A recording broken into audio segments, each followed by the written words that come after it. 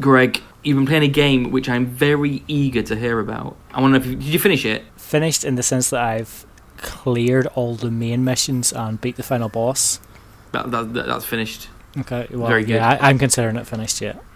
Yeah, that's good. So I'm very excited. I've started playing it when it launched, and I've not touched it since. I've always meaning to go back. So tell us about what game it is, and then what your thoughts.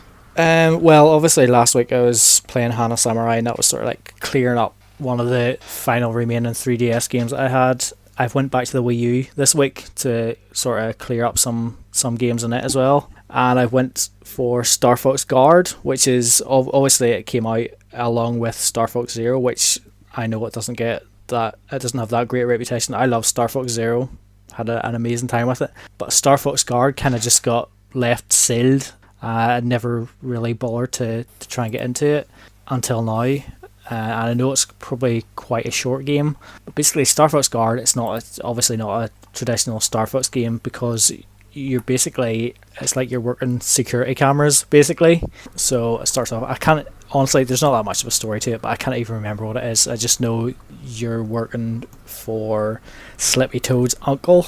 Basically the game is split up. There's like 5 different planets, so you'll start in Corneria like most Star Fox games, and the first stage is basically an introduction to it. So there'll be like a level laid out on your Wii U gamepad. You'll see an over the top view. So there's like, it's basically a simple thing. There's like a core in the middle, and then there's like barriers sort of around it with gaps. So there'll be enemies that try to come in and reach the core in the middle of this level, and it's your job to select the cameras, and each camera has like a gun on it, so it's your job to select the specific camera and shoot at the enemies to fend them off so they don't reach the core in the middle. So this level starts off before any of the enemies come. You actually get the opportunity. You've got 12 cameras, so you can move them around on the touchscreen of the Wii U gamepad to place them exactly where you want. They all have a default position originally,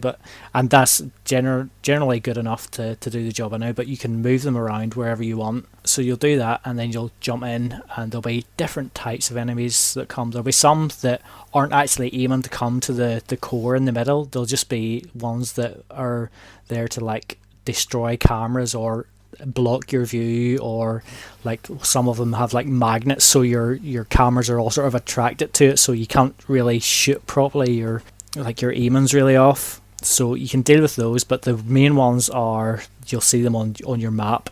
They're marked as wee blue ones, and they're ones that are going straight for the core. And obviously I've only spoke about the gamepad so far. On the TV you will see like all the footage from each of the camera feeds. So basically you're looking at the TV, and each camera is numbered 1 to 12, so you'll maybe see like an enemy's just appeared in camera 3, so you'll use your touchscreen to select like camera 3 and try and shoot it down. But while that's happening, there might be somebody come in camera 5 or camera 7 at the same time, and you sort of have to like manage which enemies you're wanting to take down first.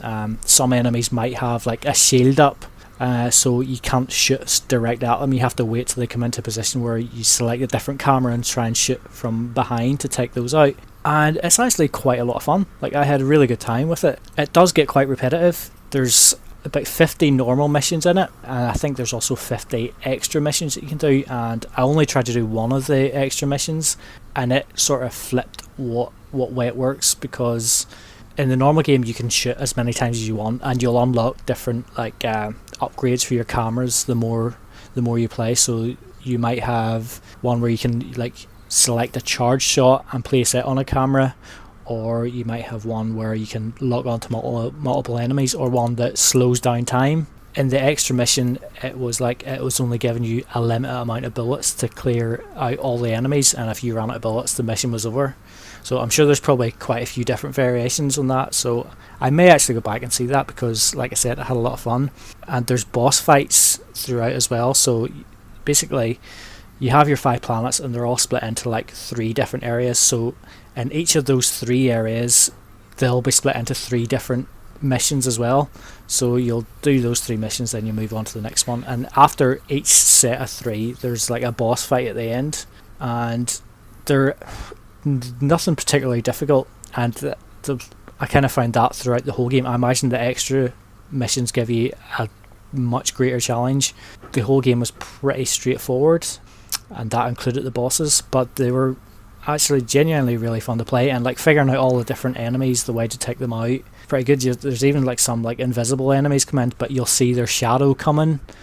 So it's a nice mix of, it's one of those games where it actually does make use of the two screens, which was obviously really lacking on the Wii U.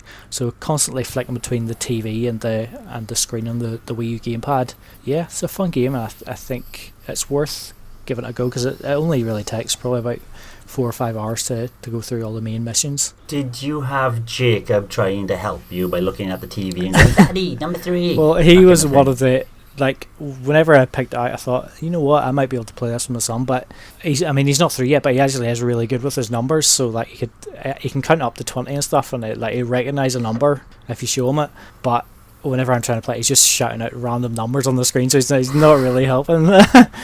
But it was fun to try anyway, and like if he does get a wee bit older, I think like he probably would be a good bit of help actually. Yeah, I was going to say, it does look a fun game to play with your family, doesn't it? Yeah, it's kind of convinced me a little bit to maybe to whack it on with Hugo. Maybe after we're just nearly the end of Lego Star Wars. Yoshi's coming out Friday. After that, maybe Starfox Guard. He loves playing. Well, we finished Captain Toad together, but he loves playing Pixel Toad. Mm-hmm. So he loves watching and waiting to find Pixel Toad and hear him and stuff like that. So the idea of that probably would appeal to him. Yeah, so can I sort of imagine him going daddy over here. Yeah, exactly. Yeah. Were there any times when you could see exactly where it was you needed to be, but you wanted him to say, is it number 3? I do that on Pixel Toad all the time. I'm like, I can see Pixel Toad. I'm like, can you see him yet? No. Closing in on the camera. What about now? No, there's not that. There's just a few, like earlier, because I said that he wants me to play the dinosaurs sometimes, which is obviously Turek. Like sometimes he goes, Daddy, play the robots, which is Starfox Guard. It's a little bit nicer than massacring dinosaurs. Wee bit. You don't want him to be a serial killer like his daddy.